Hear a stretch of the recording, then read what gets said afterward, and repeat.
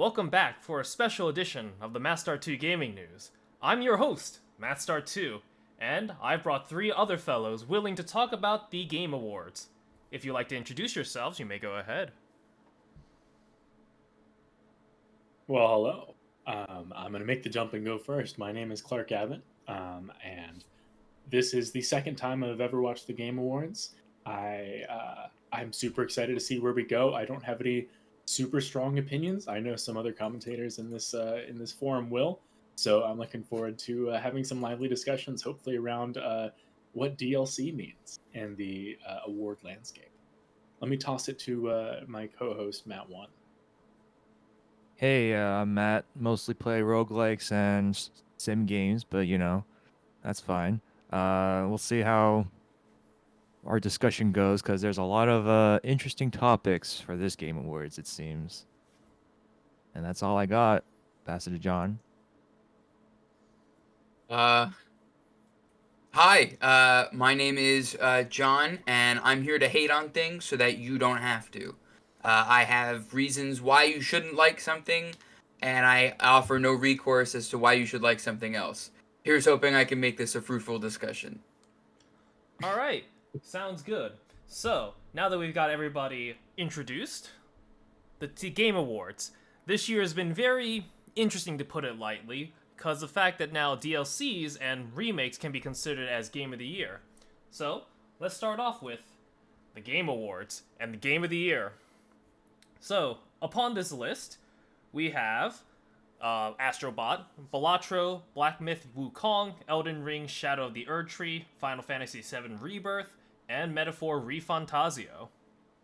So, before we get into discussion about DLCs and remakes being Game of the Year contenders, I want to first hear, what's your personal Game of the Year from this list of games?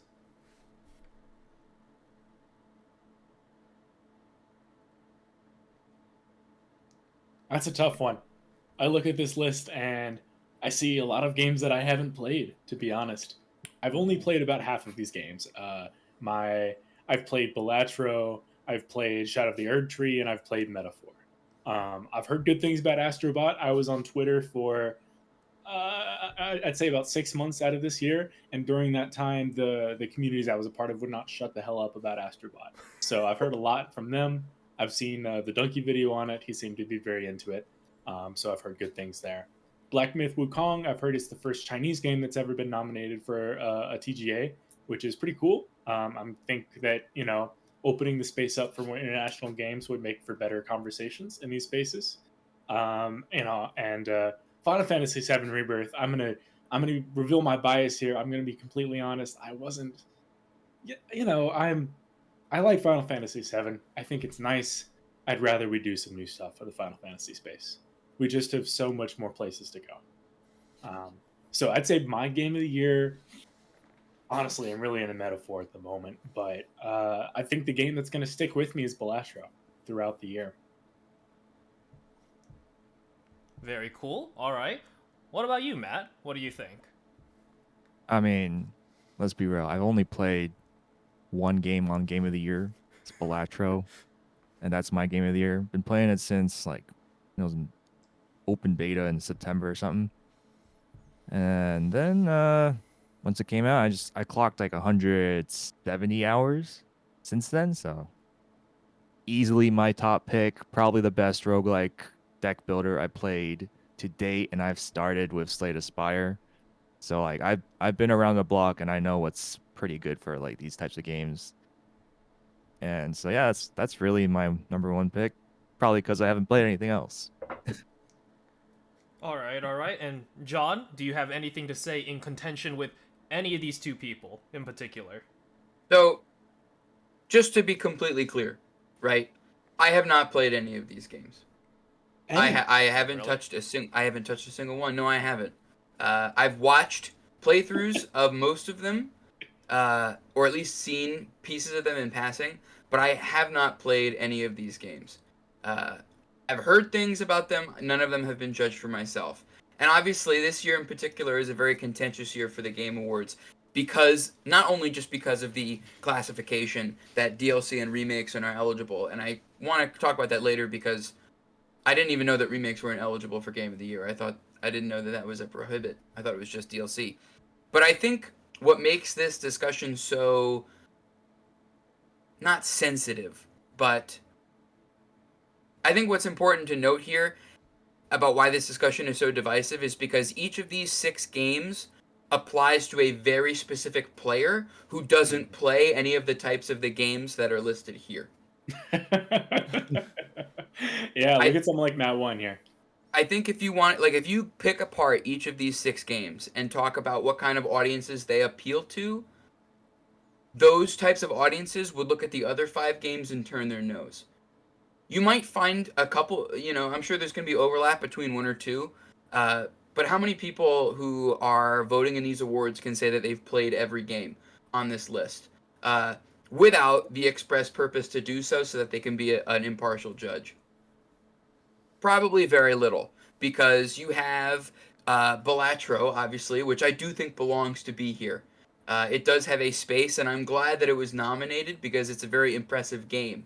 And it's a game in a capital G game sense. It is literally just a game. There's no story in this game. There's very little animation. Obviously, I love the pixel art. But a lot of the things that define the modern gaming industry cannot be found in Balatro. That's probably a good thing. But Balatro is an addiction simulator. And that's what makes it important. The kind of person who picks up Black Myth Wukong because they like playing heavily story-based, cutscene stylized games would never touch Balatro. Never, never, never. They Well, want hold nothing to on. do with that. Hold on a minute. I think a person can like 2 different types of games. I'm sure there is an overlap, right? Between maybe 1 or 2 of these. But I don't know. If you can find me the die-hard Black Myth Wukong and Balatro team-up fans, then I'll certainly take a look at their arguments. But the kind of people who pick up something like Metaphor Refantasio, which is a by the numbers, and I don't mean that in a negative way, heavily stylized traditional RPG where everybody takes their turn, is probably going to look at something like Final Fantasy VII Rebirth, or even back to Black Myth Wukong, where it's happening in real time and you're just kind of running into the enemy and hoping that you can press the A button enough times to cut them in two. It's attracting very different audiences. Metaphor is very much an anime-style RPG, something that is quite different from Balatro and Wukong and Elden Ring, which are all heavily stylized games in the way that they come across. My personal pick for Game of the Year off this list would be Metaphor. I think it's the game that had the most effort put into it. When you discount the fact that Shadows of the Erdtree does not belong to be here. Ooh, hold on a minute. Oh, all right, we're getting into it. But to circle back, I think Metaphor is the correct choice here. It's going to receive flack because even though anime is popular now, there are still the legions. All of the other people who play these other games can say, you know what, as long as the anime didn't win, I was fine with it. I'm okay with it. So we'll see. But I wanted to highlight the fact that I think that each of these games is a very distinct audience, and that there's, at least in my opinion, probably not a lot of overlap between the groups, which is why this is such a contentious year. All right, that's actually a very insightful look into the games this year. So just to put out my cards on the table, get it? Anyway, so I've played Astrobot, Balatro, and Metaphor Refantasio. I've not touched Black Myth Wukong, Final Fantasy VII Rebirth. I have played the base game of Elden Ring, but not Shadow of the Erdtree. And from the 3 games I've played, I think Metaphor should win, because the story, the gameplay, is just a culmination of everything Atlas, and is just, I think, a very, very good game. Astrobot, I'm not saying it's a bad game, but it's much closer to Balatro in that it's a game, as John has mentioned, and it feels like Mario Galaxy and Mario Odyssey, but with Sony properties. And Balatro, don't get me started, I've been addicted for the past few days playing that game, but in terms of just the product that is given, with the story, the gameplay, and everything, I think Metaphor should win, but that's a personal me thing. I think everyone who's picked up or watched Astrobot in some capacity recognizes that it's a Mario Galaxy clone or an updated version of it. But at the same time, you have to admit that Mario Galaxy is objectively the best 3D Mario game. And and Nintendo shit the bed with Odyssey and has no interest in giving us a Galaxy 3. So Sony stepped up and got it done. Well, I that's a whole respect nother- it. Hmm. And That's and a I hot will take. I will Ooh. That's a say, hot take. you know, I really like the fact it's pointless, but I liked all the collectibles in Astrobot, and you can see all the series that they made skins of and homages to, and it really does feel like a love letter to the console, which I feel is appropriate considering Astro is supposed to be like the PlayStation. All I don't right. know if anyone here, Astrobot. I don't know if anyone here has been following this series for a decent amount of time. I was aware of it when Astro's Playroom 1 dropped. I want to say was 3 years ago, 4 years ago. It might even be longer. Is that Because is there have it the one that been, took place inside the PlayStation itself? yes, Well, Okay. there have been a Same. lot of Astro Playroom games.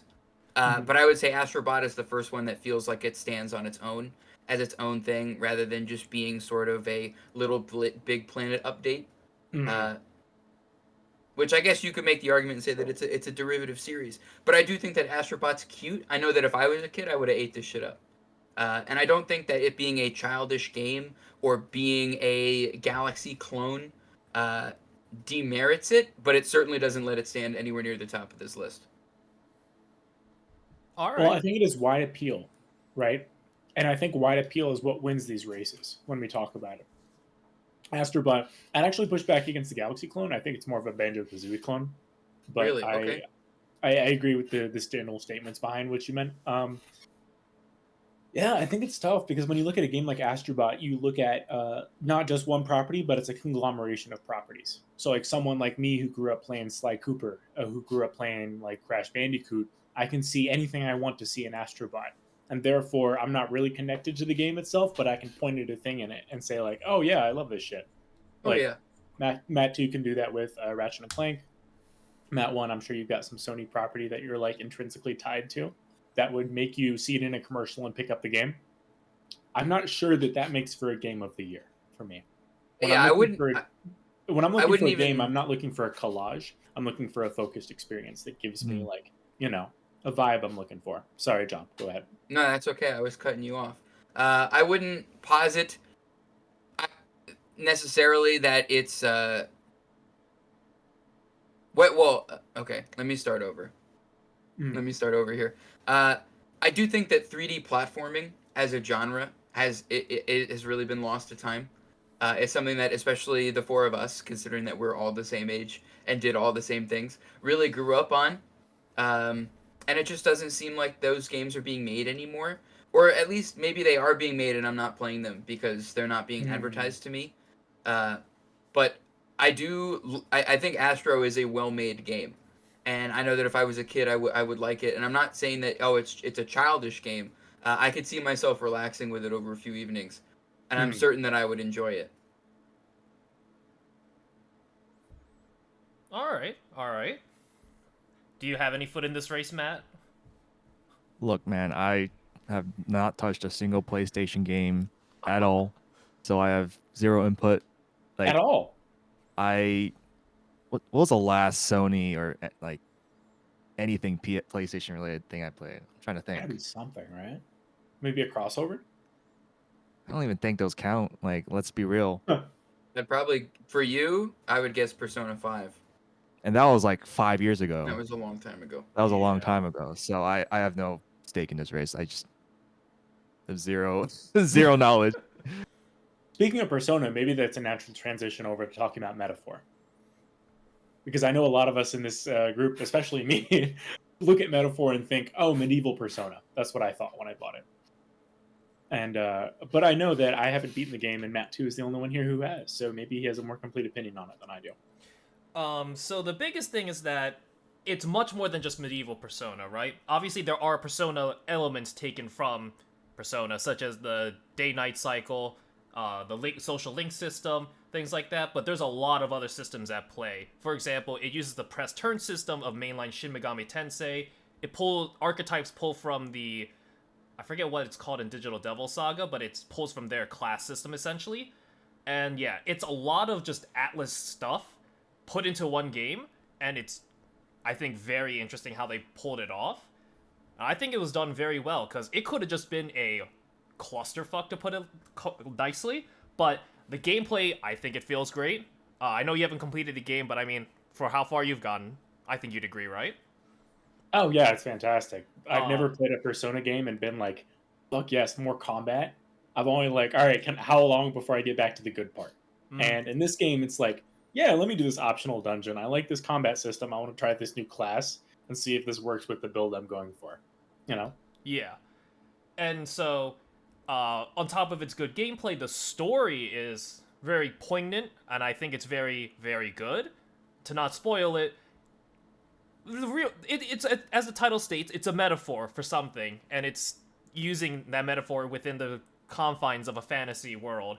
And yeah, I think it did a very good job with it. It could have just dropped the ball and made the story very cliche or just a nothing burger, but I think Atlas did a good job with making the story interesting and also making it relevant to the metaphor that it's trying to make use of.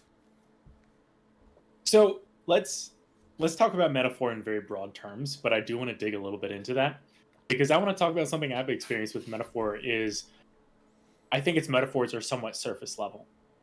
And Okay. I've been struggling to get more about that beyond what it's been giving us. So, very light spoiler for the metaphor series. I'm going to be quick with it. Um, they have lots of different like groups of people, and these groups of people are like essentially different ethnicities or different races of people, and then they appear like different fantasy things. So like if you look like an elf, you're one race of people. If you look like a person with different color eyes, that's another race of people. And it's about racism essentially. It's a story about looking at how like different races of people have like exploited each other, pushed each other out of spaces, colonized spaces, isolated spaces, forcibly isolated themselves in order to like strengthen their culture and look at how that culture interacts with other people. I think that that's a really interesting aspect of it. And I think when we look at very particular instances of it, it's like, wow, I think this is really well done. Overall, I think it does miss the mark So when because you its message about racism is just we should all just hang out more, which I think is true, which I think is very true. But I don't know if it's like the solution we should be pushing. That's just me. So I guess what you're trying to say is you wanted it to go deeper into it and figure out the more nitty gritty stuff of it. Is what I you're trying to wanted it say. to argue something beyond racism bad. Okay. Now, And I haven't finished the game yet, so I don't know if it does. But so I think in that aspect you're going to be a little bit disappointed. But the biggest thing is that racism to a degree is surface level because it always kind of is just, oh, you look different, we don't really like you in that way. And honestly, I don't know. Maybe my thoughts on racism are a little bit different, but overall, I think it handles it fine. And as you mentioned, it does drop the ball in a few cases, but I think overall, how it approaches it and like what it shows with the characters and how they deal with it is at least on its own very good and suffice to say does enough. But of course, it could do more, but I don't know how much more you could put into that game and not make it 200 hours worth. Make it like an open world game's length. fair, they do pack a lot of story into the punch. And the fact that Uh, we're also jumping into a completely new world, so there is no, set standards. Like, we don't know these different groups of people, and so, they had to try to pack all that into it too, on top of giving us the story and then the social link stories and whatnot. yeah, the reason they have these be fantasy races instead of real like real life ethnicities, I feel like is because we get into those discussions about like I'm having trouble playing this game because I'm picturing myself in this position, which is why it's a metaphor. And I get it. I think it's a clever way to do it. I haven't seen a game tackle it quite as explicitly and continuously as this game does. And given all that, John and Matt won. I'm curious to know your thoughts on the game if you're still planning to play it or if you think it's going to win. I am still planning to play it. I'm hopeful that it will win, not just because it'll go on sale, but because I do think that I do think it's the best quality product here. You started this out by saying, oh, it borrows combat from the Persona series with elements from SMT and from Demi Children and Soul Hackers. But the reality is that has been Atlus's thing since they started. Uh, they have only ever wanted to make turn-based RPG games, and they've consistently evolved that same formula since the 90s in a way that I would describe as when you realize when you're working out, like, oh shit, like I can lift this now. Uh, they have refined that formula to the point where a few years ago, I would a few years ago, I would have said the base Shin Megami Tensei 5 was one of the best games that I ever played, despite the fact that it has one of the worst stories ever put on the page, simply because the combat was so addicting, and all I wanted to do was sit there and play while my poor Switch's broken fan was whirring to death, and it was the only sound that I could hear while I was leveling up my stats. So, on a pure gameplay perspective, I love how Atlas decides we don't need to switch things up. And I recognize, unfortunately, that a good portion of gamers these days just are not built for turn-based combat. It's not fast enough for them. The concept is not interesting. And on some level, I see that. I know that several of us in this call right now are struggling to remain engaged with a turn-based popular game that will go unnamed because it's not listed for Game of the Year. Uh, but on the same level, I want to talk about something else that you said, because you talked about how it's sort of a new setting for Atlas. And I think that that's really important for them too, because if they're going to keep the gameplay fundamentally the same, allowing them to change the setting and to tell this new story that they want to tell is what made Metaphor into such an appealing product and is what made it into a better game. And I'm certainly not going to say that the remakes that Atlas has put out, even within the last year, have been derivative by any means. I'm a huge Persona 3 fan, and I think Persona 3 Reload should be on this list for Game of the Year above other games. I understand why Metaphor is the RPG nom. But I mean, Persona 3 Reload is fantastic. It's amazing. It's beautiful. I can't say Agreed. anything better about it. Shin Megami Tensei 5 Vengeance, I wouldn't say it's Game of the Year, but it captures everything that was perfect about the base game, tries to fix it, fails anyway, but is still very enjoyable to play. All right. But ultimately, the reason I posit it for Game of the Year is because it combines the old, which is the Atlas style of combat, which is just perfection when it comes to RPG. The concept of the press turn system should be in every video game. Versus the newer setting, which I haven't engaged with as a story because I haven't played with. I've only seen pictures and clips, and the game itself just oozes style It does. in a way that I would say that Persona 5 does, even though Persona 5 is my least favorite entry in the series. This Metaphor stands above Persona 5 because it has style, but it actually offers something to back it up. And I think when you combine those two things together, not only prove that Atlas as a developer and the way that they support their team puts them in Game of the Year contention, but just the fact that Metaphor is overall a very impressive product. And of the things on this list, I think it's the most unique. Cool. Which is why it's my pick. All right. I'm assuming, Matt, you don't have many thoughts on Metaphor just because you haven't really touched it at all. You've only really played the Persona series, but any That's right. any tertiary I've only thoughts? played for Atlas games. I only played like what was it Persona 4 and 5 and Persona 4 Golden. So I don't have much experience with their games. But honestly, from what I've seen from Metaphor and just like I don't know internet posts here and there and people commenting on it, people really like the gameplay.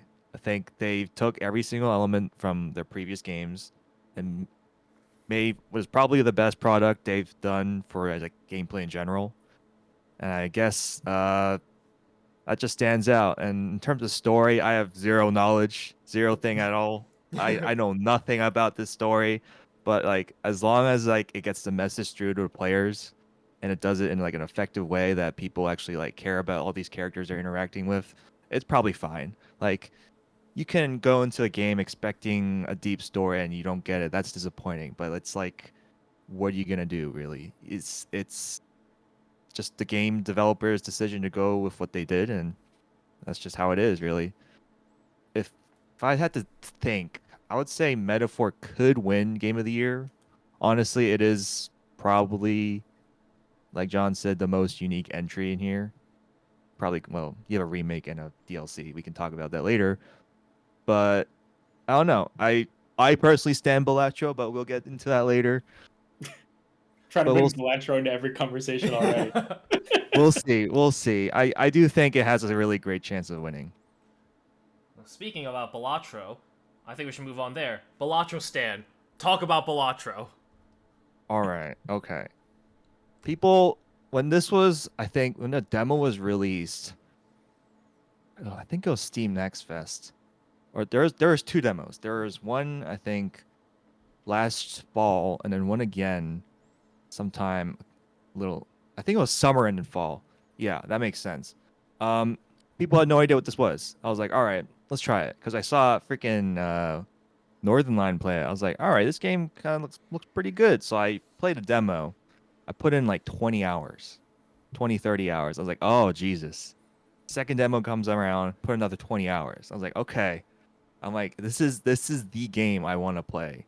Like, I've played a lot of roguelikes. I played everything from Enter the Gungeon all the way to FTL, Slay the Spire, like wide variety of these games. And I can vouch. for specifically deck builders, this is probably the most satisfying deck builder ever, to do it in a very simple way with just a regular deck of playing cards.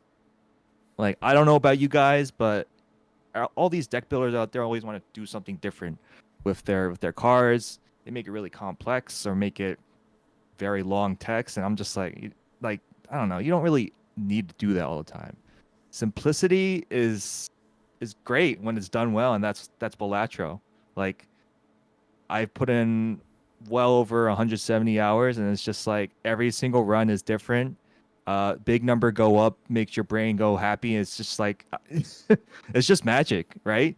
It's fantastic. It's honestly probably number one or two roguelike deck builder. Honestly, it's hard to say anything can beat Slay the Spire, because it's really the game that like jump boosted the genre to begin with, right? So if Balatro wins it, I'll be very, very happy. But honestly, just the recognition of being nominated for Game of the Year is something else, right? So we'll see. Can we? Balatro's great. I have to admit I did not pay attention to the golden joysticks, but I know Balatro did win awards. Did it win Game of the Year? I think indie I game. I think it. Well, yeah, I think Indie Game of the Year. Okay, so it was in like the junior category. Yeah, Uh, I it's wanted still to I notable. wanted to I want it is noticeable, and I do believe that it does deserve to be on this list. I just wanted to see what sort of precedence was set at the joysticks. Yeah. I didn't mean to interrupt you. I just wanted to clarify. I figured if I was curious that somebody at home watching was curious too.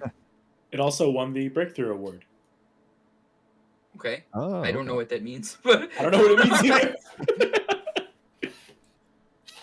So for yeah. just quick reference, Black Myth Wukong took Ultimate Game of the Year at the Golden Joystick. oh, they had that ultimate that it felt super special. Mm-hmm. Oh. You better believe it. But so, yeah, it was the winner. Black Myth was winner of Ultimate Game of the Year, but I'm pretty sure Indie Game Balatro was the winner. Let me confirm that. I think what you've said speaks a lot to Balatro as a concept, and I won't waste time repeating what you've already said. I am the only person in this call who has not played Balatro, but there is a reason why every single person on Twitter in the last 12 days, and the last week has been like, what the fuck is Balatro, and why is it on this list? And then 6 hours later, they're like, I've made a mistake, and I'd like to apologize. Yep. A lot of instances of that. I'm just like, they see the vision. They see the vision. Balatro's, admittedly, I haven't tried it, right? I'm Which is Balatro fine. free. Yeah. A lot of the things that attract people to this game are things that I don't look for in gaming. I'm not into the growing trend of everything being a roguelike, and I don't normally go for deck builders. I'm a story gamer. I like visuals. Balatro doesn't have those things. The number going up doesn't do anything for me. And I'm sure that as a seasoned Balatro head, you could probably walk me through a run, and I would think that you're describing a passage from an epic novel. But I can't see those on my own, so that's why it doesn't do anything for me. It doesn't get me there. Uh, learning that knowing now that it learned the indie game of the year, like the junior category, and whatever the fuck the breakthrough award is supposed to be. Let me look that up. Whatever consolation prize. It is really great seeing. I wondered or not if I was going to say that this was a down year for gaming, because I personally I believe it was, but overall, it's great that a game that was made by a single developer who is not being backed by anyone is on this list, and it's on there of its own merits. It's not there, and I'm sure you could make an argument saying, "Oh well, if Northern Lion never played this game, nobody would know what it was," and you might be correct, but people aren't putting it on this list because they're like, "Oh, here's like the competition that we can feel good about before we demolish them." Balatro is a force. It does belong on this list. Not to make anyone feel better and not to fill it up. It should be on this list just based on the pure amount of people that have played this and gotten addicted to it and love it for its simplicity. I don't know where it's at in the Steam Deck all-time charts, and I haven't kept up with where it is on the App Store, but it's probably close to the top of the list there anyway. Now, whether you want to split hairs and say, is that somebody who's bought the game 3 times, or 3 separate people who bought the game, that's another story. But it's a respectable game. It's not for me. It doesn't have the things that pull me to it. It's different than every single game on this list because it's a capital G game. It's a simulator. It's all about getting your number to go up and hoping that you, I don't know, draw the right cards, or that things either go in your favor or they don't in your run-ins and you go again. And you can't stop yourself from pressing the go again button. That's what makes it a special game. And that's what makes it different from everything on this list. But for me personally, that doesn't make it more of a standout than something like Metaphor. Fair enough. Yeah. Cool. Clark, do you want to go first about your experience with Balatro, or do you want me to start? I can go first. All right. Because I really want to talk about something that John brought up. Because a phrase in particular you said that really struck out to me is that you're not the usual type of audience for Balatro, but you can really recognize its merits, which is something that I appreciate about you. It's why we're still friends after all these years. Uh-oh. No. There's nothing about you, man. When I think about sentiments like that, I think about an old Donkey video from ages ago about game critics. It's something I go back to a lot, not just about games, but also about life. His thesis is that being a game critic means that you have certain opinions. You bring them into whatever, like you're critiquing. And over time, people who read your critiques begin to understand what kind of person you are, what types of things you enjoy based on your critiques. So, for example, if I'm someone who likes 3D platformers and I play a bunch of 3D platformers and y'all are like, oh, I trust his opinions because he likes 3D platformers. And then I play a 2D platformer and I love it. Then y'all look at that 2D platformer review and you're like, hey, he's not usually into this type of game. Why is he speaking about this? And I think that would bring more attention and should clue you in that game is something special. With that in mind, I don't like roguelikes. Gambling makes me uncomfortable unless it's gacha. Oh gosh. And gambling. We'll Exactly. We'll get to that later. We'll get to that later. And Balatro was something special. It hit me in a way that I didn't expect. It hit a lot of people in my life in a way that I didn't expect. Like, I brought it up to my dad once, and now my dad and all my uncles are playing it. Like, I think that it is I talked about collages earlier, because collages are a quick way to capture a lot of attention from a lot of different people by just bringing in references to things they understand. I believe Balatro is that in a pure sense. It brings people's attention in based on its simplicity, like John said. I think that it has the ability to draw people in, quickly say, oh, okay, I know a deck of cards. I've played Go Fish. Like, okay, it tells me what all the things to do. And it has a UI that's both simple enough to be able to quickly play a game and understand it, while also being able to go into depth about the things I really care about. Like, oh, what are the next things coming down the line that I need to prepare myself for? Um, I think I'm gonna keep coming back to Balatro over and over again. And that's not always what I look for in games, something to come back to over and over again. It was tough between Metaphor and Balatro for me this year, but I think I'm gonna finish Metaphor. I'm gonna be obsessed with the gameplay. I'm gonna be talking about it for weeks. And then 4 years later I'm still gonna be playing Balatro. That's just how it is for me. And Hey. I think that that's what I've got to put down. Cool.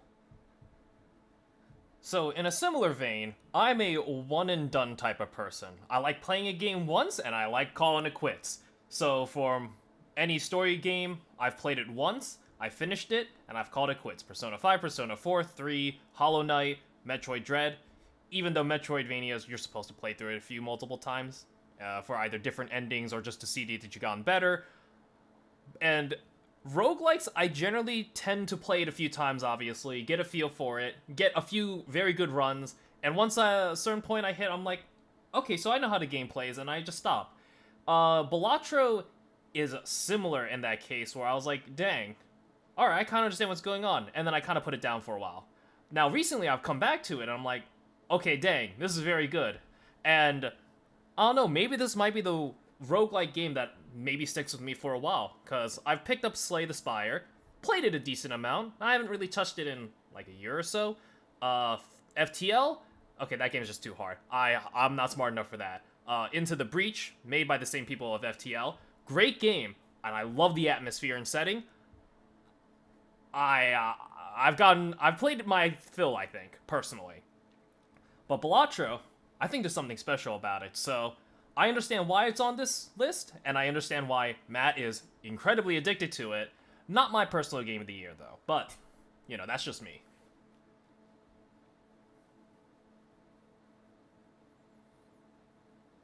Fair points. I knew we were always going to come into some disagreements between Balatro stuff because we got some big Balatro heads in here. And I think it's just a testament to how good some of the games on this list are. Yeah. I wasn't sure if I wanted to say it during my segment, but I do think that this was a down year for gaming as a whole. I think that the industry is sort of at this moment where nobody. Maybe it's just that there weren't any big projects that were set to be finished this year. But I just feel like there wasn't a lot of games that came out this year, and maybe Balatro used that, and that's why it was able to find a place on this list because of when it came out. I don't think so, and I know that everyone else who's played it will also disagree. But when you look at this list, and then obviously, of course, the fact that we had to amend the Constitution to allow remakes and DLCs to count, just so that Elden Ring could win 2 years in a row, not in a row, just so that it could win 2 years in like I don't know what that years were, but just so that Elden Ring could win twice. I think that says a lot about where we're at right now. I don't know if it's because we're like waiting for the next generation of consoles and hardware, or if it's just that the timing and on the projects didn't work out. But I don't know. I look at this list of 6 games, and some of them I'm jazzed about, but I don't feel inspired. Crack the cork. Let's open it up. Yep. Let's talk about the remakes. Let's talk about the DLC. It's about fucking time. Woo! So, I think there has to be a distinction made between DLC and remake, and I did mention earlier that I just read the headline. I didn't actually bother to waste time reading Jeff Keighley's reasoning for why he was letting him do this, because it's his sleepover and he gets to choose the movie. I didn't know that remakes were banned until now. I feel like I don't know. I feel like remakes have won awards before at these types of shows.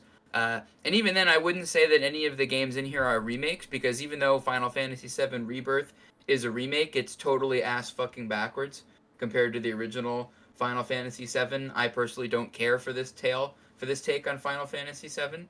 I know that a lot of extremely well-meaning and well-adjusted individuals will not appreciate hearing that.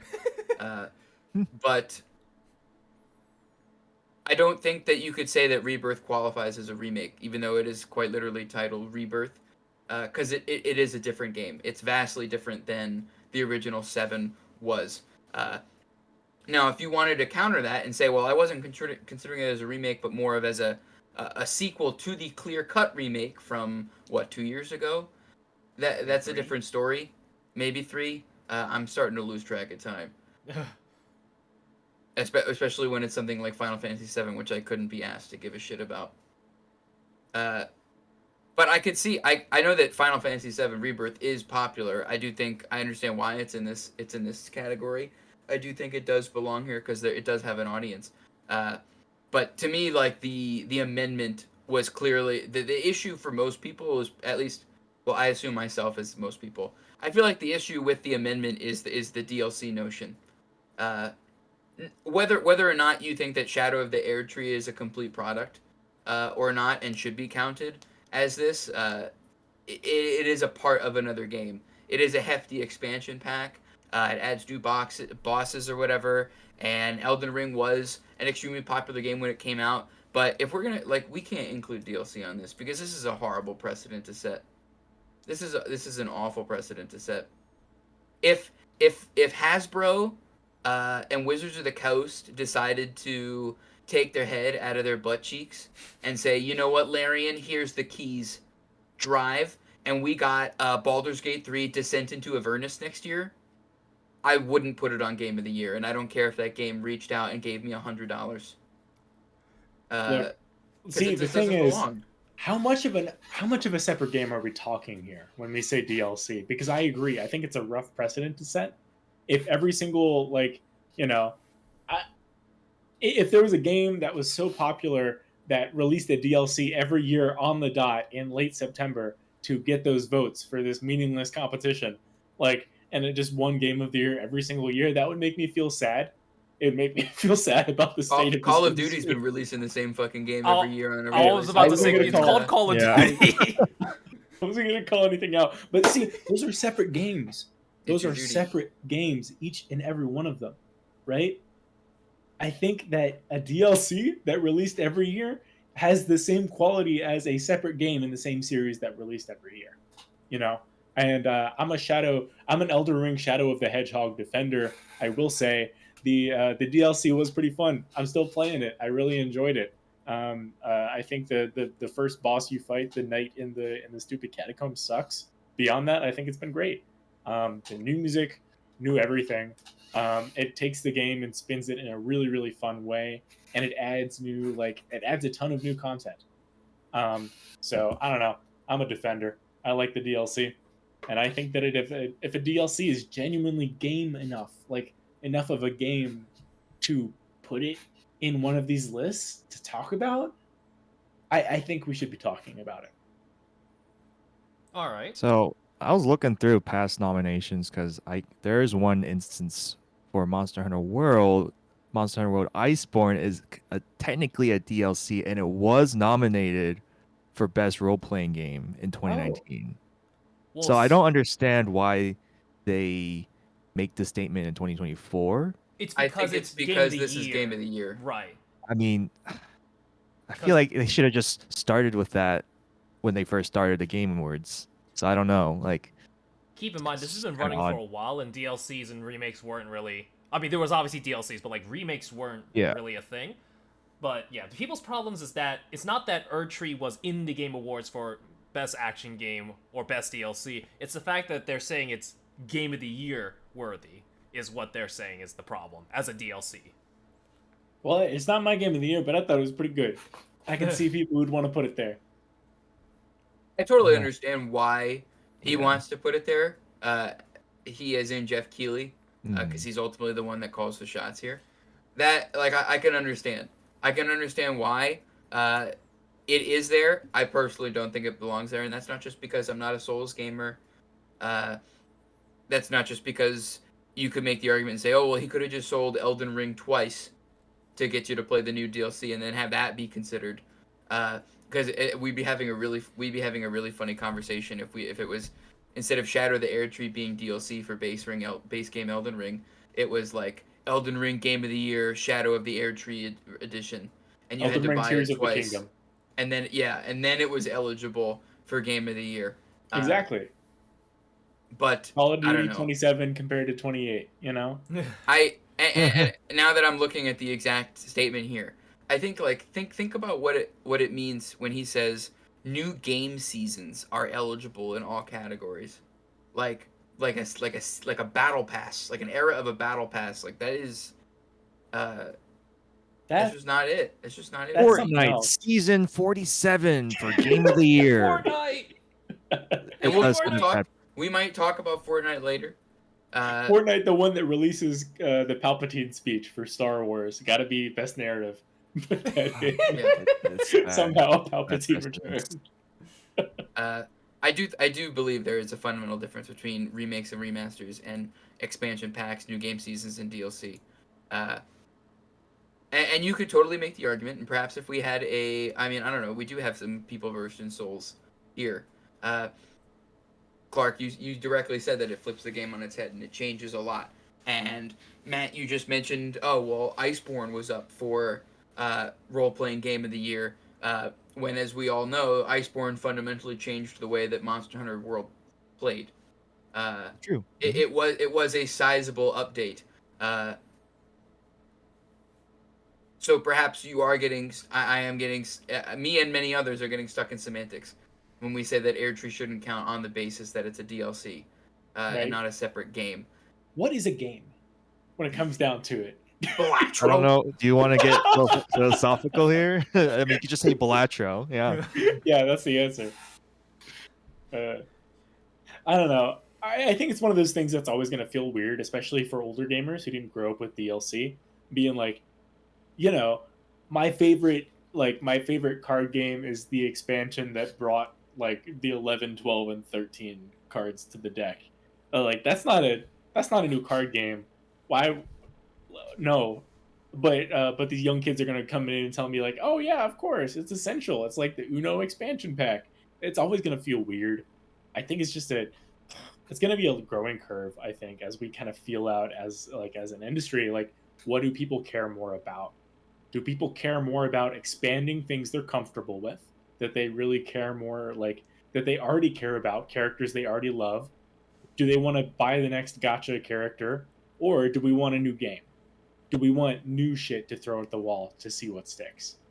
And I think as time goes on, as the industry, like as more people are like our age group and older, like Gen Z, millennial type folks, got more disposable income and less interesting lives to spend more shit on games. And the games that we're going to spend more shit on is stuff that references stuff of our childhood. We're going to be the next boomers. It's already happening. When the Balatro $40 DLC drops, we're going to buy it. Like, I feel like that's going to be something we're continually pushing against, and that we're going to feel more like we're on the wrong side of history of. So I just want to keep an eye on that because I feel like I have a bad take here, but I'm still sticking with it. I don't think it's a bad take. It's not a terrible take. It's just It's a boom, different got perspective. everybody on my side. Let's go. It's Easy a different dub. perspective. However, yeah. Here's my point in reference. So, Astrobot, Balatro, Black Myth Wukong, Metaphor, Refantasio. You could all point to where it's drawn its inspirations from. Astrobot's pulled from like Mario Odyssey with like its power-ups, Balatro from Slay the Spire being just a card game roguelike. Black Myth Wukong is much closer to like God of War 2018, at least in gameplay wise. Metaphor Refantasio is just Atlas.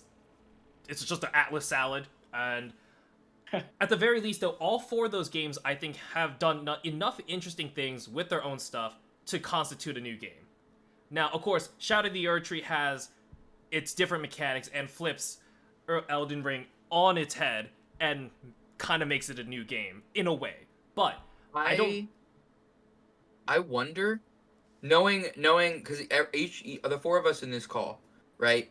Like in your heart right now, a yes or no whether you think Erdtree belongs on this list as DLC. Mm-hmm. And I'm wondering for myself if my answer would have changed if Elden Ring base game hadn't won Game of the Year. If it wasn't not a rerun or a retread, but if it wasn't a past winner coming back for title number 2. That's a good I'm point. wondering if that would change your answer. It would not. And my answer is that DLCs and remakes, remasters should not be on this list. Because, fundamentally speaking, Shadow of the Erdtree does not exist without base Elden Ring. So if you try to make Shadow of the Erdtree a new game, and you take that leap of faith and, change up the Elden Ring formula, maybe I'd have a different opinion on there, even if it was just the DLC repackaged as an actual game, maybe my opinion would shift. But the fact of the matter is that you cannot play Elden Ring Shadow of the Erdtree without playing Elden Ring in a literal and metaphorical sense. Because literally, you have to get to a certain boss before you even access the DLC. But metaphorically speaking, you still have to buy the game and you still have to experience Elden Ring as a whole before you even jump into the DLC. And so I just think that, sure, it is a fundamentally different experience, and for some people, it is new game worthy, but it is still Elden Ring at its core with new bells and whistles.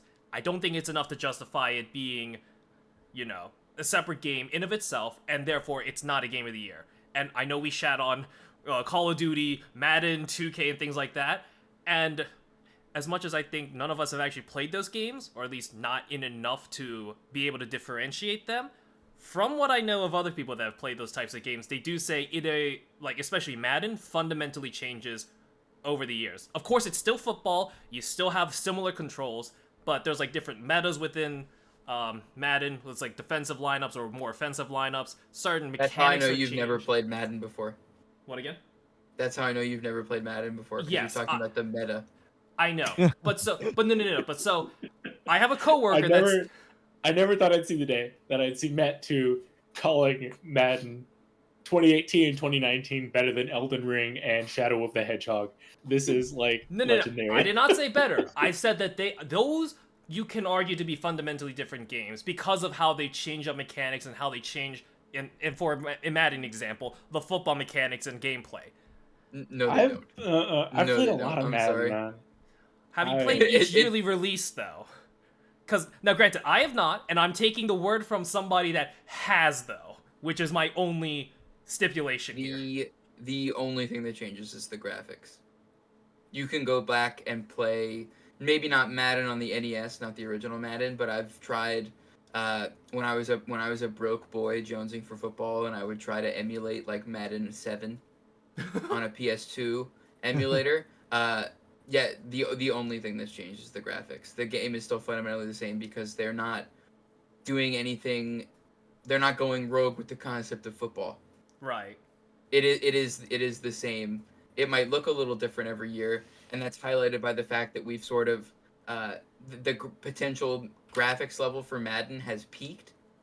It can't get any different. You can't stylize Madden. Not just because it wouldn't make sense, but because it would also piss off the people that play those games. True. There is no Madden innovation. 2007 was for the Wii. Oh gosh. It was probably earlier. Honestly, I think it might have been 04.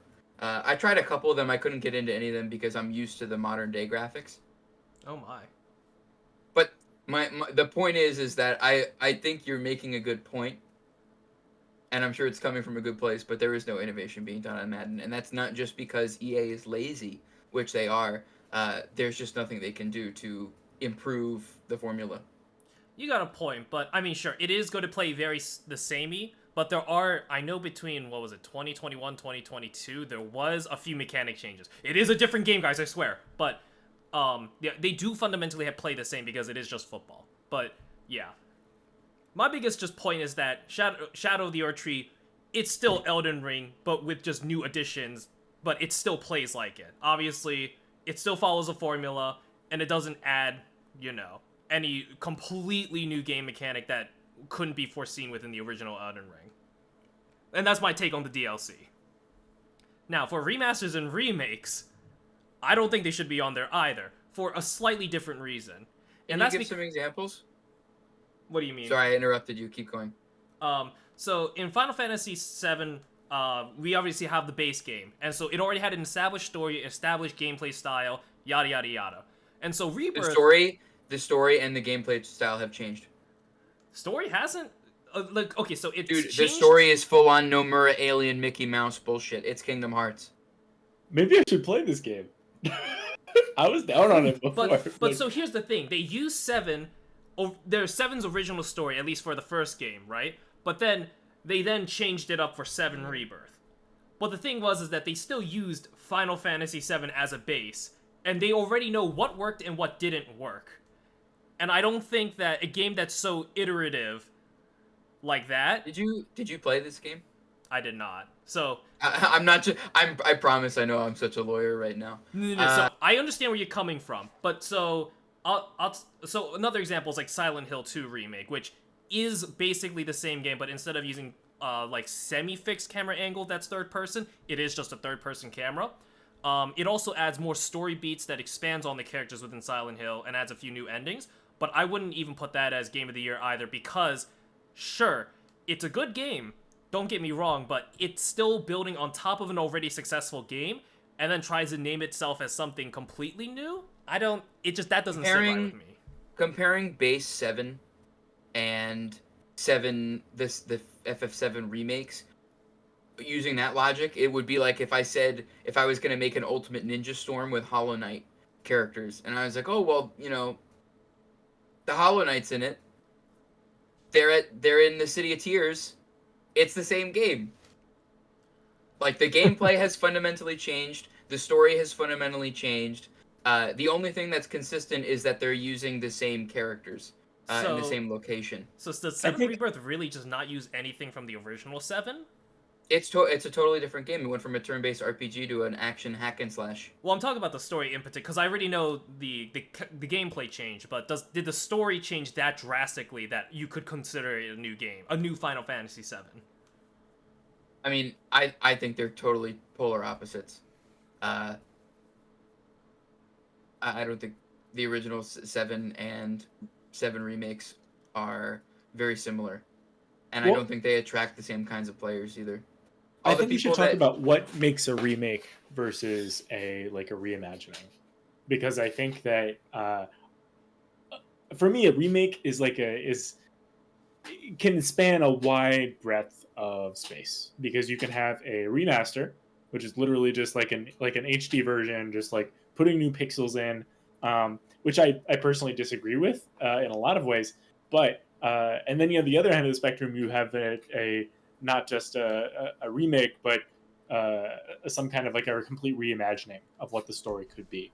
Like, for example, think, I know I'm not the biggest Evangelion fan, but think End of Evangelion versus the final episodes of Evangelion.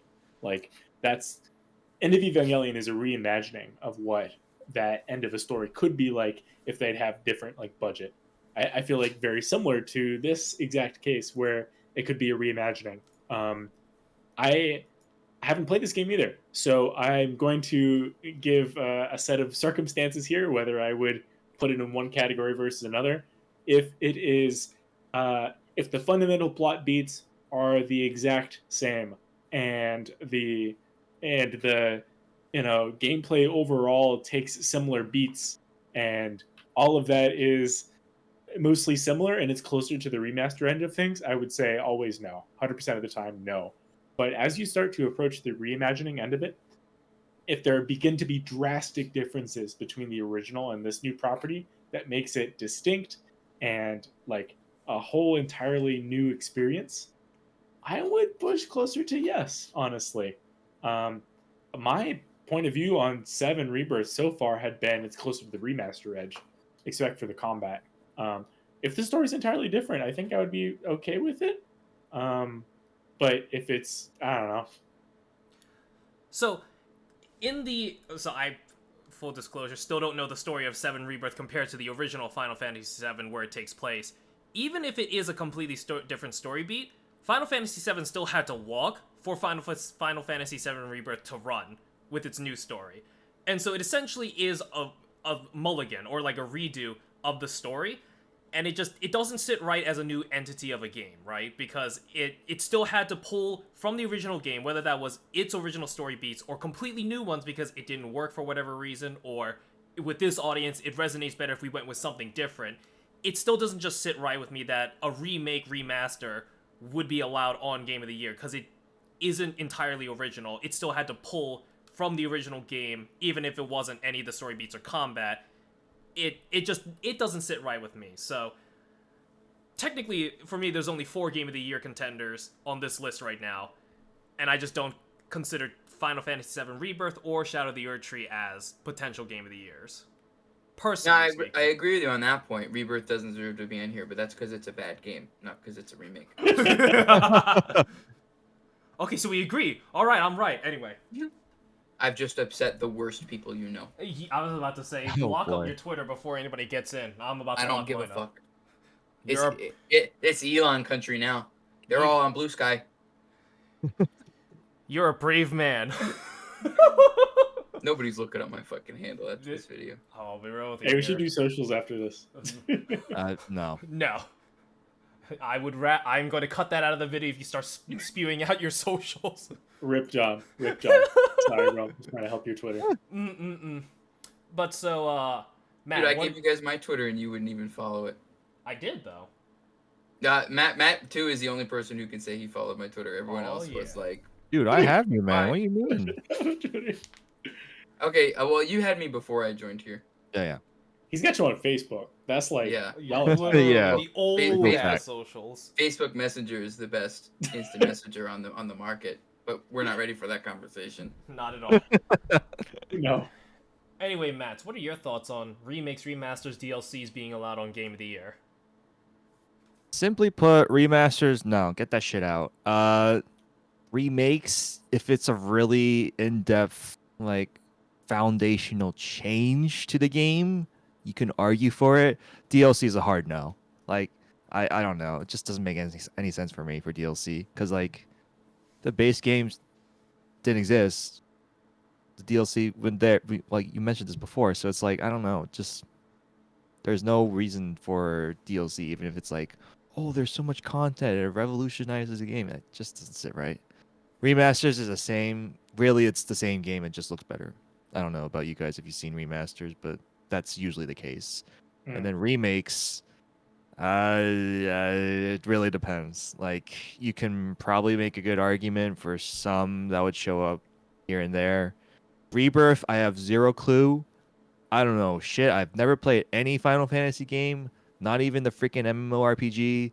So I have no knowledge and I have no comment. Okay. I just think it's super interesting that some of the most heated discussion has been on a game that no one here gives a fuck about. I literally cannot be asked to care. I said I was here to hate. I didn't stutter. This is true. But yeah, it looks like we're all pretty mixed, or at least to some degrees mixed on classifications for potential Game of the Years. I think, though, most of us would say remasters do not fit, DLCs depending, and then remakes also depending. Which, I mean, well, okay, for those of you who said remakes are okay, do you think there needs to be a time limit?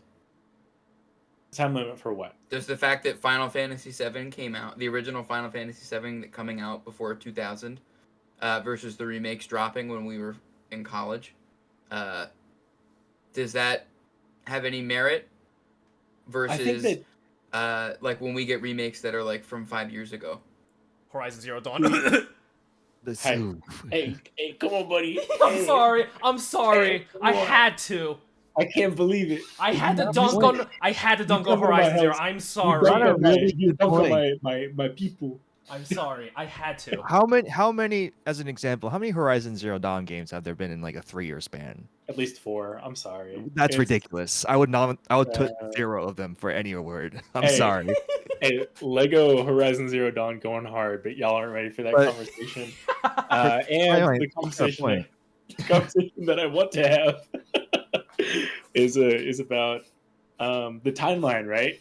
I think that I'm gonna do the shit I hate, and I'm gonna say let the invisible hand of the market handle it. Like if it's too soon, people will let you know. People will say I spent $60 on this 4 years ago. I'm not doing it again. Okay. I think that's fair. Mhm. Just out of curiosity, I've just looked up best game remakes. Because I'm like, what are like other remakes games? And honestly, the top of the list is Final Fantasy VII. and I personally don't agree with that. I think that is like some, I won't say clown shit, because clown shit's up for game of the year.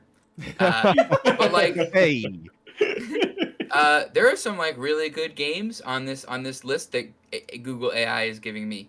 The Resident Evil 2 remake from a few years ago, the Demon Souls remake for PlayStation 5, Yakuza Kiwami and the Kiwami series, Persona 3 Reload, Persona 5 Royal, Persona 4 Golden. Although Persona 4 base game is worth playing, so it was not so much Persona 3 base game, unless we're talking about FES.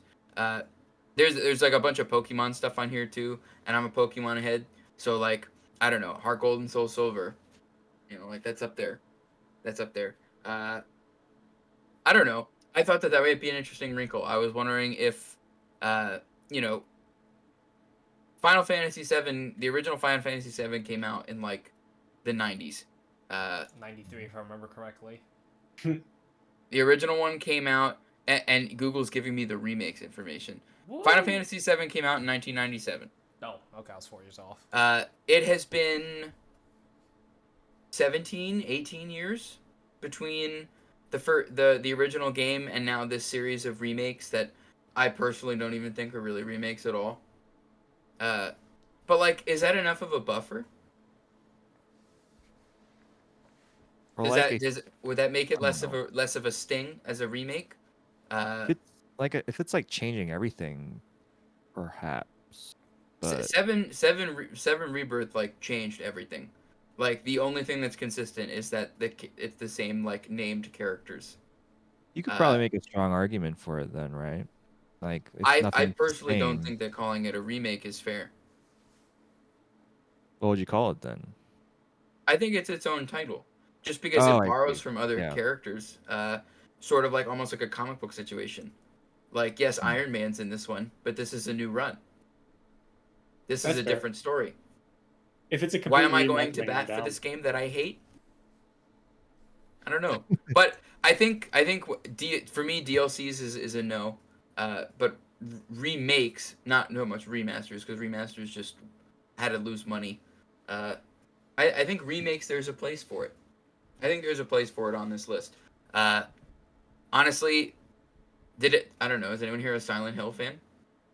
I do enjoy them. I haven't played many. People really love Silent Hill 2, and it's not up for Game of the Year. Is that because it's too niche? It has to be, because I would say yes. it's a remake, Yeah. and remakes are now allowed. Is Is it because Silent... it's too niche? Okay, all right. This is a very. It's up for best narrative, which makes me wonder: is this a remaster? Why is a remaster up for best narrative? That's just the same game? It's in the middle between a remake and remaster, where we're defining remasters, same game essentially, but different graphics. Remake is something like 7 Rebirth, where it changes the gameplay, story beats are different, the only thing similar is the characters and whatnot. Silent Hill 2 Remake takes the base story and then adds upon that, with like side content going deeper into the characters' histories and different interactions, but that's about the extent of it. If it's different, then I'm okay with it. Okay, so It I've still just goes through the I've just same booted up fundamental, what's it call it? I've Story just beats. booted up reputable reporting service Game Rant that Oh, lists the God, biggest no. changes in Silent Hill 2 remake. Destructible environments. Whoa. New cloth-based puzzles. Whoa. And then Cloth-based so it says puzzles? combat tweaks, so I guess the combat has changed. The camera angles are no longer fixed. Like, I was going to bat for Silent Hill 2, and this article is making me look like an asshole. I don't know what's changed about the story. I don't think it should be up for best narrative. The story hasn't changed fundamentally, because it still goes through Then the it's same... then that doesn't belong here. Yeah. That does not belong here. At least for that award. If the story is exactly the same, it doesn't belong. And I feel that if you were in the trenches like myself, hating on the Final Fantasy VII remake, you would understand that there is zero in common between the original Final Fantasy and this new series. There is, like, the only thing that is the same is that it takes place in a place called Midgar, and that there's this guy named Zack Fair who was Superman, and then he got killed. Like, and now everyone's trying to deal with that. That's the only thing that's the same. Like, everything has changed so much. The combat in the game has completely changed. People who were fans of the original probably. I mean, I don't know. There's definitely going to be some overlap, but I would imagine that most of the people who played the original Final Fantasy VII are saying Metaphor is the game of the year because it's more their speed. True. I also just hate action RPGs. I don't enjoy them, which is also why, if we think we've discussed enough about this question of DLC and remakes belonging, I think we should talk about Black Myth Wukong. All right. I actually have nothing to say about I this one. know nothing about this game, unfortunately. Similar vein into Final Fantasy VII Rebirth. I haven't played it. However, I have watched gameplay. It Is it just Sekiro? no, it's I would say it's more like God of War. it's God of War 2018 base with obviously different inspirations from like Sekiro and other action RPGs or action games. Saying Black Myth Wukong takes inspiration from Sekiro instead of saying it takes it from Chinese myth is crazy. Not the story, because obviously it's based off the Journey to the West. Obviously, or What's well, the Journey to the West? it's a really ancient Chinese story about the Monkey King and his journey to the West. Essentially, is the super basic premise. Oh, cool. Which and that story is insanely important in Chinese culture. Yes. And has been like a very important text to them for a long, long time. Sun Wukong as a character is like the model for the Chinese literature hero. He's just a very important guy. So I can see why this game coming out and being what it was has made it such a big deal, especially in those markets, because, you know, not that it's not appealable to people who are, say, American, but it was intended for an Asian audience. And the numbers do show that, because a lot of Chinese people ended up going on Steam and buying the game. And if you saw the peaks of when it was being played most and not, you could just align it with just when it was China's day and night cycle, and it was just kind of funny. But yeah, But at the same time, it's a movie. I'm not into these games. I don't like God of War 2018. I don't like Black Myth Wukong. I don't like The Last of Us either part. Because I'm not into the playable movies thing. That's just not the kind of game that I go for. That's what Sony has made their bread and butter in the PS4, PS5 era. But they're not for me, and I recognize that I'm wrong because the invisible hand has put its fingers in a chakra position and ran them straight up me. yeah. In the same vein, it just, as you said, it kind of feels like similar to a Sony game. There just wasn't anything in Black Myth gameplay-wise that was really stunning. And there's a lot of games where you could say, oh, the gameplay wasn't anything different, but it doesn't feel or look any, like, spectacular. Because compare that to something like Devil May Cry, where that shit is fast-paced, it goes hard, and I could show the Virgil video, and 90% of the people will be like, oh, I've seen that before. That's from DMC5? But it just... not that Black Myth Wukong's a bad game, necessarily, because, again, I haven't fully played it, but from what I've watched, it's a game. It's a good game, but it just... is it Game of the Year? Is it better than all these other games, is the question. I think Clark brought up an excellent point when he was talking about Balatro and about how he's going to be playing this for years. And for me personally, something being memorable is like a huge factor. I didn't play Wukong. When it came out, everyone was playing it. And I truly don't feel like anyone is talking about it anymore. And people weren't talking about it a month after it came out. That being said, before the DLC amendment, I thought Black Wukong was going to sweep. I was convinced that it would be Game of the Year. And I think it perfectly represents where the industry is at right now and like what games are selling. I personally don't care for it. I didn't play it. I don't like the style. I don't like those kinds of games. The movie games. I don't like action RPG games. They're not for me. I think that the game is super forgettable. Most people aren't talking about it anymore. But I was convinced that it would probably win Game of the Year when it came out. And if Shadow of the Hedgehog was not on this list, I think it would win, and it did win. It won the ultimate award at the Golden Joysticks. So I have to ultimately go fuck myself. It's at the top here. I don't think it belongs. If it was just these 5 games, I think I would put money on Wukong winning. Yeah. But because Erdtree is here, because the fix was made specifically to let Erdtree win, I don't think that way anymore. Wow. That's going to be an interesting one. I feel like I'm going to be unhappy no matter what wins. Is my vibe. Well, none of this matters. Yeah. Whatever wins. What are you gonna do? Because what's going to happen is Miyazaki is going to walk across the stage and Bill Clinton Kid is going to be there. Again. Oh, please. And he's Oh, going to say, please. you know, oh, thank you for playing my game. Please look forward to the next title. And they're going to walk off and Jeff Keighley is going to stand there on the stage and he's going to click his heels and a platform is going to come up from the stage, a red button with a cherry symbol on it. And he's going to say, "Are y'all ready?" And he's gonna push the button, and Silksong is gonna go live on Steam. Stop torturing me, please. It's too much. For the longest time, we were having an idea about what would come first. Would we get another Mastar 2 Gaming News video, or would we get Silksong? And I hope this drops before Silksong, because I think I'm rooting for you, bud. Dude, Hollow Knight was never considered for Game of the Year. Which is still a travesty. That's actually crazy because it's one of the best games ever made. Truly. When did it come out? 2016? Oh. Wait, was it 20? Hold on, I need to double check. 2017 was the research I just looked up. Okay, 2017. Yeah, I was still surprised that game didn't win Game of the Year or even get nominated. But I also thought that Timefall 2 should have kind of won Game of the Year, but Overwatch did instead. But I mean, 2017 Dude, was a hell of a year, though. So I can't even remember how old I was in 2017. Wow. Oh.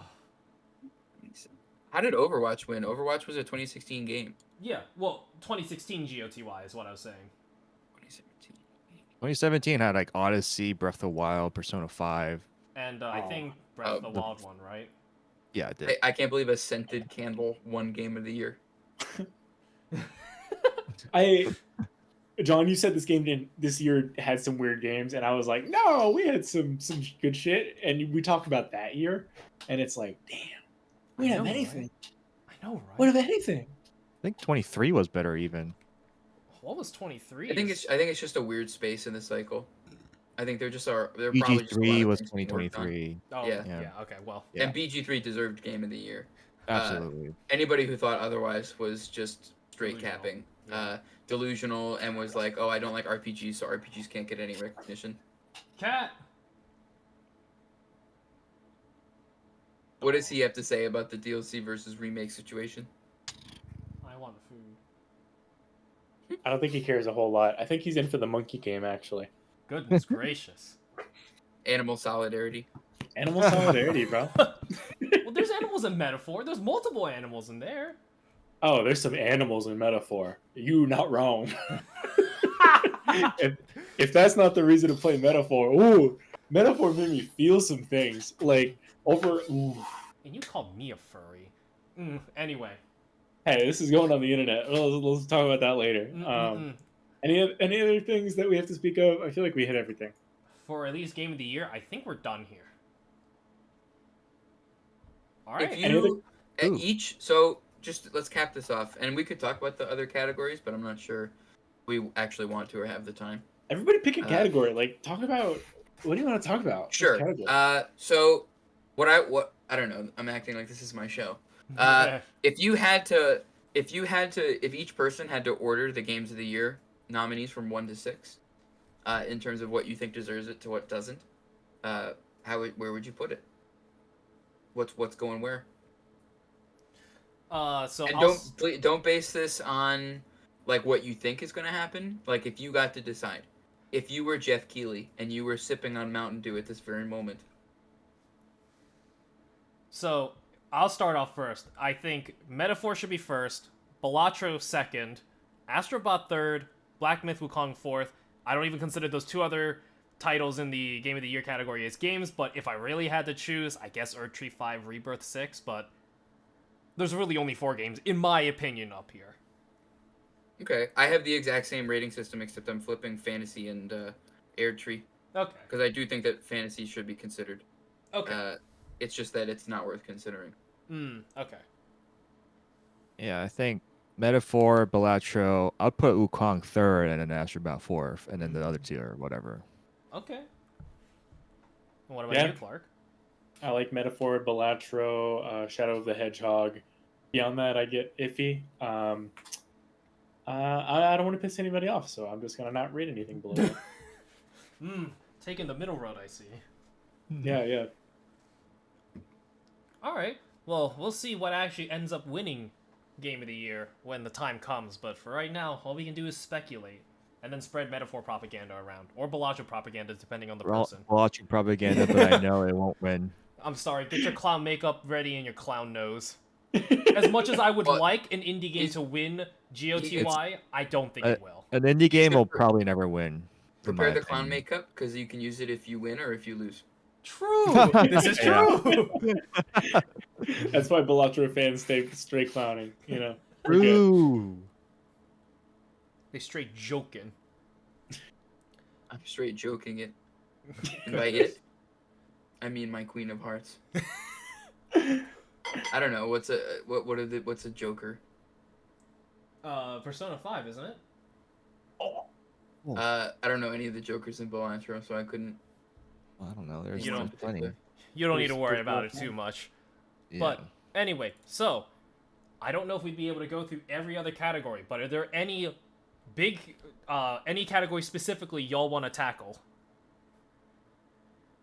All right, Best fire. community support Fortnite. Best community support. Okay, hold on, let's look. So Big- there's big- Baldur's Gate 3, Final Fantasy 14, Fortnite, Helldivers 2, and No Man's Sky. Fortnite What a- from John. All right. What else? Who else has got something to say? Community support, just in general. I don't pay attention to Final Fantasy 15 because I can't draw. I don't pay attention to Helldivers 2. I just know people were upset with it, and then they did something and then fixed it. No Man's Sky, like, I feel like they've been pushing that boulder up the hill for multiple years now. Baldur's Gate 3, big flaming stinky poo-poo negative F for breaking the game consistently, just so that they could have an official mod store where you could like, oh, Asterian's a gnome now. You can't play with your friends, by the way, in exchange for this, and you don't have a decision. But then Fortnite is like, oh, here's a new season. We have a new collab with Marvel, and we're gonna destroy Apple Okay. and Love Google. that. Okay. So, but are you looking at this completely bias free from the whole destroying Apple, Google? Are you looking at it just in terms of community support? I mean, Fortnite does a lot of community stuff. Right. They're very involved with their game. They're always putting on concerts. They are putting out new skins and rerunning old skins so that people don't like miss them if they're out of the game forever. There are a few actually. Epic as a well, okay, there are a few, right? Like that some don't of them even have get like remade. recolors yet. Obviously, you can't get the OG John Wick, but you could get the new movie one. They brought Skull Trooper back, like all the skins that you couldn't get because people who were still zygotes when season 3 was when chapter 3 was out can be got. And at the same time, little known fact, you have to be willing to boot up Epic Games every week, but you can get a free game from Epic Games every single week. And they're like big games. I'm not talking about like indie stuff that just clogs your Steam library. Like I've gotten multiple AAA titles for free on Epic because I just open the game once a week and I claim it. Mm-hmm. And like Fortnite Kitty's taxes are paying for my game library to expand. So like that's always nice. Mm-hmm. Okay. Fortnite should win this. It won't. You think BG3 Really? is gonna win? Probably. I think either BG3 to continue the glazing, and just because like in theory, official mod support is excellent. It's just unfortunate that it breaks the game. Yeah. For our purposes, and also it could also lose to No Man's Sky because No Man's Sky is just getting pushed up the hill, still, because I don't All know. right, it's still an it's unfinished become game. time for me to bitch about No Man's Sky. Uh-oh. No Uh-oh. Man's Sky was okay. the first time I got ripped off about a game. I was in high school. I was like, oh my god, this game lets me go everywhere. I love sci-fi games. And I turned on the shittiest crafter game I have ever bought in my life. This game was released unfinished. people talk about, oh, what a glow up, what a, over the years they've put so much free work into this game. They're not trying to like sell you DLC. They're just slowly improving the game bit by bit. I'm sure it's great right now, but when I bought it, and those 2 months where I, as a child, was determined to find what was fun about this game that I was missing, broke me. Broke me. I Mm. hate No Man's Sky with a passion. It is the highest grade of ass in my mind. Oh my gosh. So I'm assuming that's what the best of community support is for your vote, right? It's gonna be No Man's Sky. I'm not voting for this category. This is all John. I don't category I want to talk about is games for impact, because I was going through this list, and I was like, all right, what do I want to talk about? What I want to like look into, and I kind of like that it has all these random categories. I think it's kind of sick, because I kind of like going through all these games, and I'm like, that's not a game. What is this? Like that's just a word, and a lot of these are really sick. Like I think. There was one game that was like, it was a 2D side scroller about the relationship between a hunter and a wolf, and I think that was really cool looking. It looked really beautiful. There was a game about being a Russian nun, and you're like, the devil on your shoulder is literally the devil, and it's like, it's about, it's a stupid, like, it's a walking sim, but you're a Russian nun hanging out with the devil. I think that's pretty fucking sick, So, in my opinion. but before we do move on there, I do want to finish up the best community support category, and then we can move on to that. But Actually, let me finish my category, because I'm sure nobody else will want to talk about this, and I want to be done. okay, okay. Yes.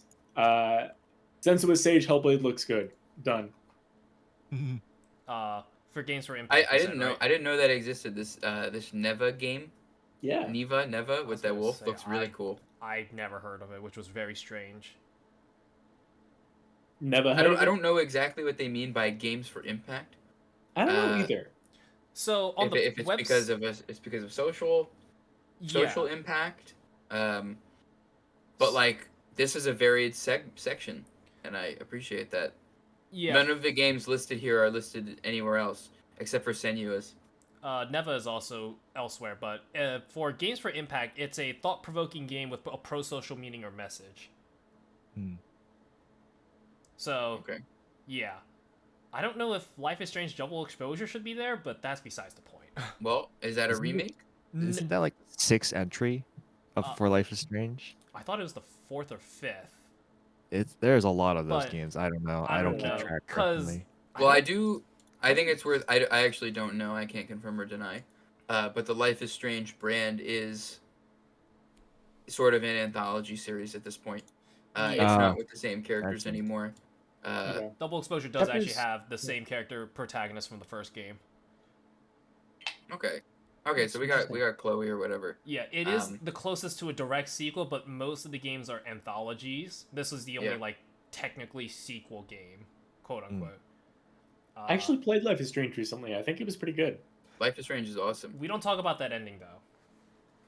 Well, I don't know. Which one did you get? You probably just can't live with your own actions. No, it's the fact that in a game where your choices matter and it's set up to a binary where your choices didn't matter in the end is my problem with it. Now, of course, No, I don't think that's true. You get to choose whether your choices matter, right? Are you okay, so are you saying the game has the same ending no matter what? no, it's two different endings, but all your choices prior to that either don't matter in one ending or the other one it's different because the context of one of the characters dies in one of the other endings, in the other ending. So then your choices don't matter because you can't make them. I'm not sure I agree with that. I have zero stake, unfortunately. in this. That's my gripe with Life is Strange, just because the ending was just, I thought, so bad for a game where your choices mattered and you can go through different choices by rewinding time. It sounds like another Sunday night discussion. I do think so, yeah. We should separate this conversation for later, but Sure. for best community support, what do you have to say, Matt? Anything in particular? I mean, we've had our qualms with BG3, but it's likely to win because people love the shit out of that game, and True. it's well supported enough by literally everyone. Mhm. Honestly, No Man's Sky, as much shit as it gets, deservedly, I could see it maybe winning because the people that have stuck through it for like the many years are probably the strongest supporters of the game. which Those are- realistically, no one's gonna. No, I I would don't think like he'll to win. know. I would like to know what exactly was added to No Man's Sky this year that nominates I it don't know. for the award. Was there Outside an of update? because I There was don't one or play two and I updates, don't know yeah. I don't know anyone who plays. So out of the vague idea of the fact that of the story that I know that they're updating it still since it was broken on release. Outside of that, I have zero knowledge about what actually happened with No Man's Sky. So I would like for some expert to come in here and say, well, this year they added the Grease Ball update, which gave us this new planet and this new alien and whatever, right? Mhm. Because other than the fact that I know the game is being updated, I couldn't tell you what it is. Whereas I'm putting down BG3 not just because of my personal gripes, but because the in-game mod manager is mainly just for cosmetic or shitpost mods. Mm-hmm. So rather than I don't know a level editor or something like a tactician plus setting, those don't exist in base game BG3 or in the BG3 mod manager official. So that's why I give it. I think it's an F. Outside of my personal biases, but I know that, right? I don't Hmm. know No Man's Sky. I don't know what was added this year that makes it up for that award. Is it up for that award every year? I think almost every year. Almost every So year. so it's probably just still riding the coattails. Probably. I think Final Fantasy XIV, Fortnite, No Man's Sky are constantly best support, just because they are constantly being supported. Honestly, my dark horse winner is probably Final Fantasy 14. That community's only grown. 15. And No, 15? It's 14. What? It's It's 14, IV, yeah. XIV.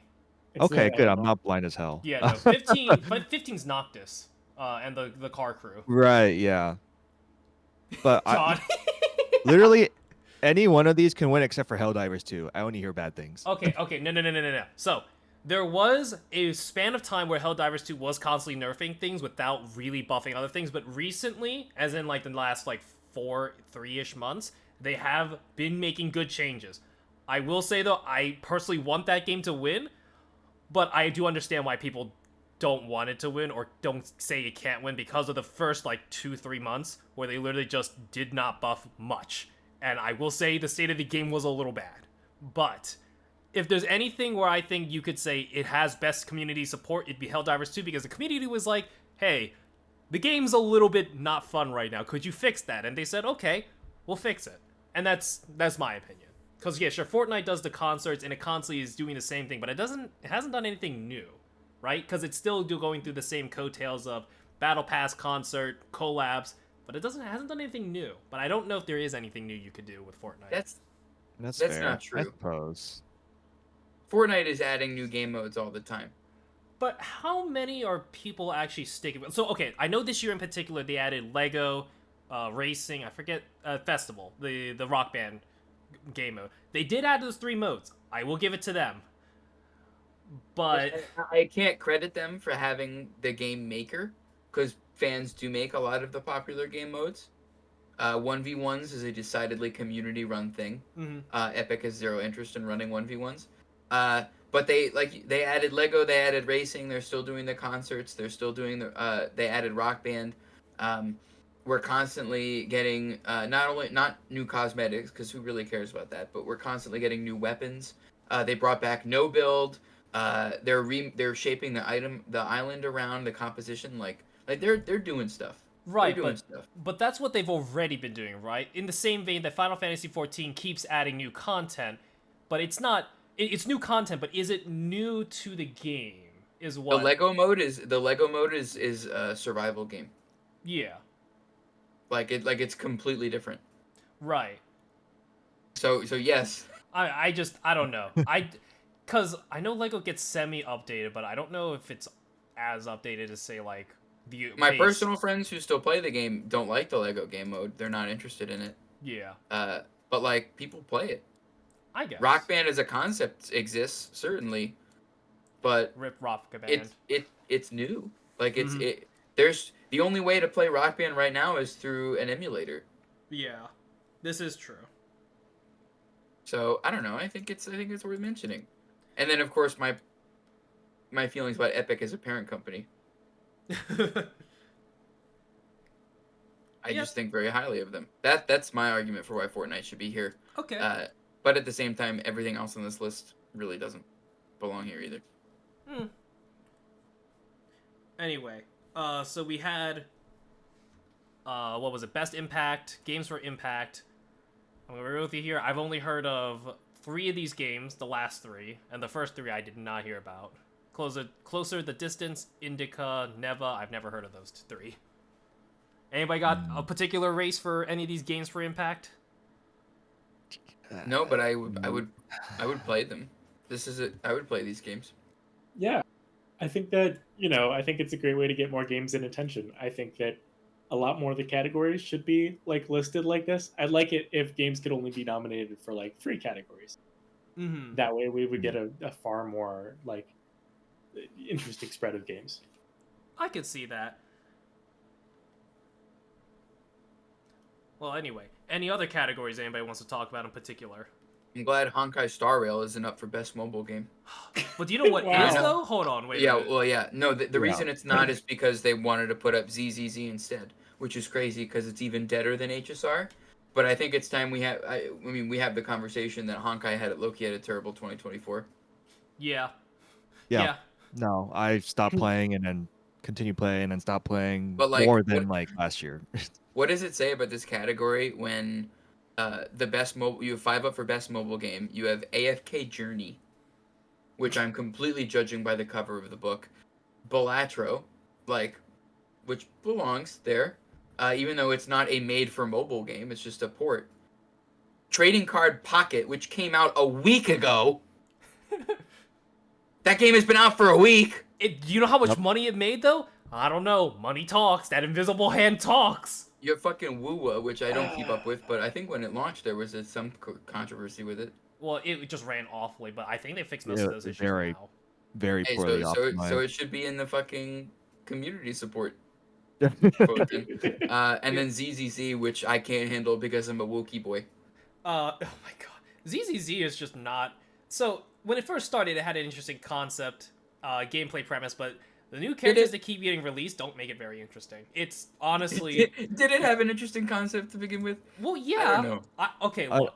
As a let's be tag real. team action RPG or action game, it had an interesting premise. Did it execute it perfectly well? I wouldn't say necessarily, but each new character they keep adding does not change the game at all to make it interesting. Compared to something like Honkai, where you could say, like, there's different metas, different character damaging types and whatnot, but, we still have hard carries in the game, anomaly characters, and that's really about most of the damage. But, yeah, I don't know why ZZZ is up in here. Really should... Honkai Third Impact has a better chance of being a better mobile game than fucking ZZZ, and I don't even play Third Impact. Hey, well, Third Impact and Star Rail are merging. This is true. For 3.0, so... Yeah.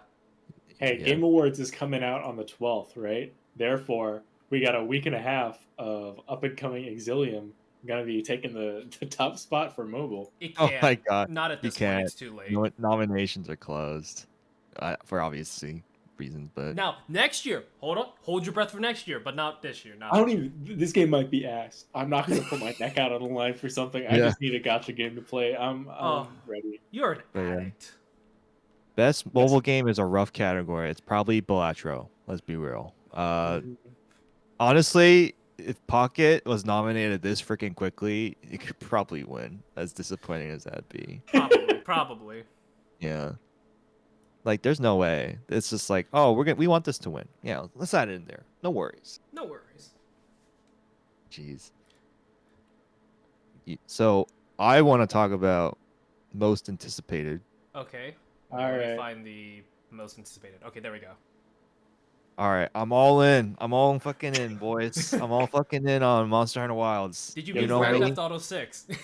It's Why are good. we...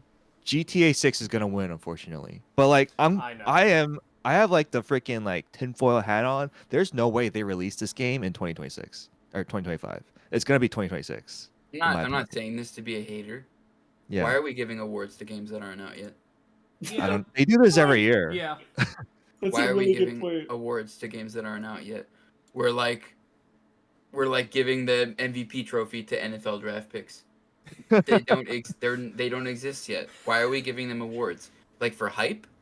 Just so It's we can probably put for hype. just so we can have a game most anticipated.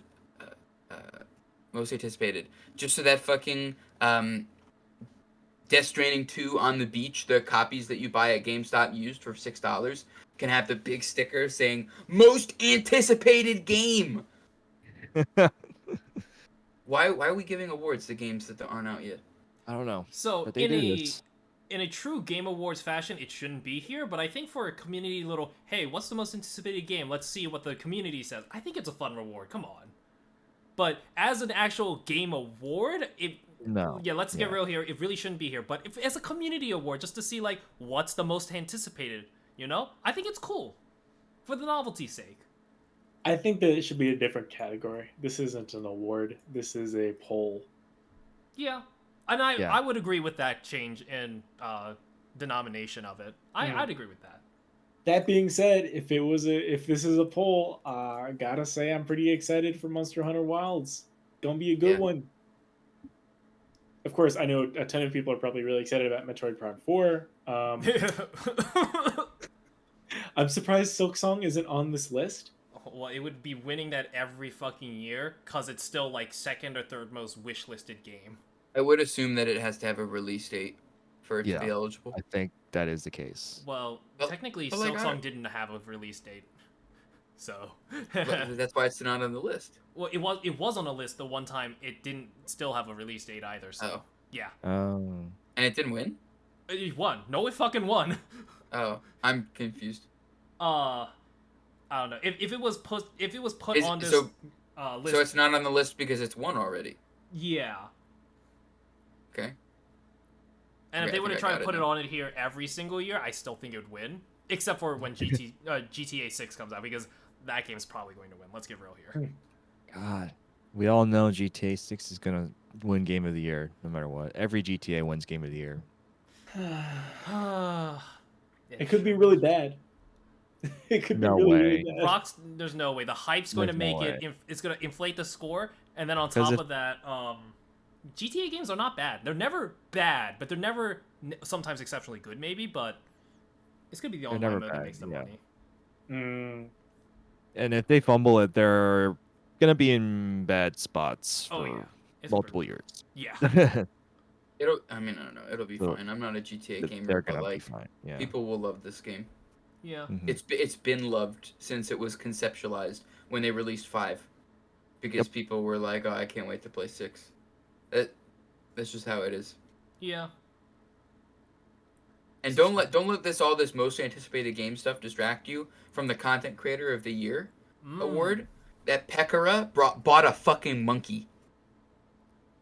Wait, actually? And Yes. she bought a monkey. She bought a fucking monkey. Is that Why? who's Pekora? Usada the- Pekora. VTuber. I'm gonna look Thing. him up. She's the one that beat Kai Cenat's most subscribed Twitch channel, right? No, that's someone else. Iron Is Mouse. that- It's Iron Mouse. never mind. Mousy. Oh, I know this person. Okay. I don't I- know. And she bought a fucking monkey. Why does she buy a monkey? Who just buys a monkey? Well, in when you this got day and money, age? you might as well spend it on something. I mean, she probably Why does- does. Where does she keep it? Yeah, that's a great This question. is true. Is it on stream? Like, how does she do that? Does she just have monkey cam always going? Because she can't She interact should. with it She on should. the stream. Jesus Christ. Is it a virtual monkey? No, it's a real monkey. Has she shown it? Yes. All right. few times. Okay. She's posted pictures of it. Obviously not on stream because camera's bad idea. True. I'm gonna be real with you here. I've only heard of Queso. Everybody else I've like either never seen or I've heard in passing. So Queso, Techno- let's go. Techno gamers. I don't even know who that person is. I don't know who typical I don't gamers know. is or. I don't want to who I'm on. insult. I don't want to insult them, or their fans. I just don't know who they are. Yeah, But like, I've never Peck- heard of I them. Pekora I only sweep. know Queso and Pecora, and I don't. That's it. Unfortunately. Yeah.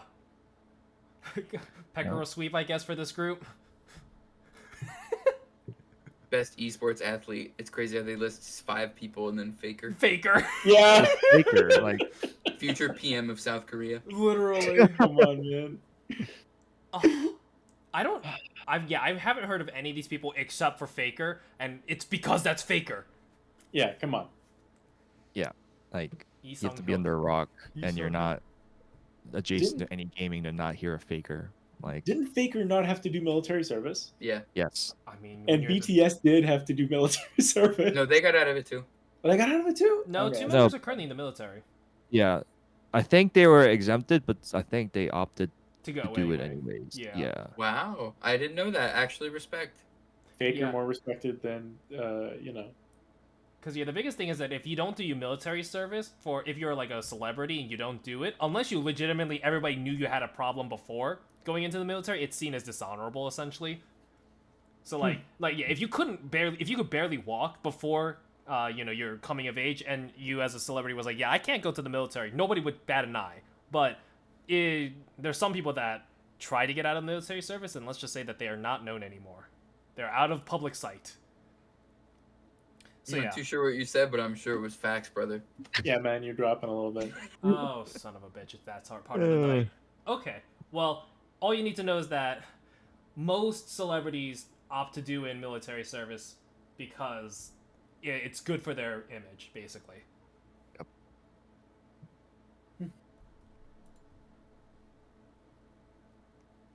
Anyway, I think that's all we wanted to talk about with the Game Awards, right? Yeah, Any that's other- all I really Yep. got to say. I'm That's happy all with I this. have. Anybody else got any more nomination groups that they want to jump into? I need another drink. Mm. Fellas, this has been a pleasure. I think we should do this again. True. Perhaps. And so, gentlemen, I thank you for your time and dealing with my technical issues at the beginning, and then giving me your opinions, some of which are very insightful and some are very, very, very insightful. Oh, appreciate it. I will say, He's talking about me. yeah, definitely. And so, yeah, it was great having y'all on, and I think I'll have y'all on more if you want to join in.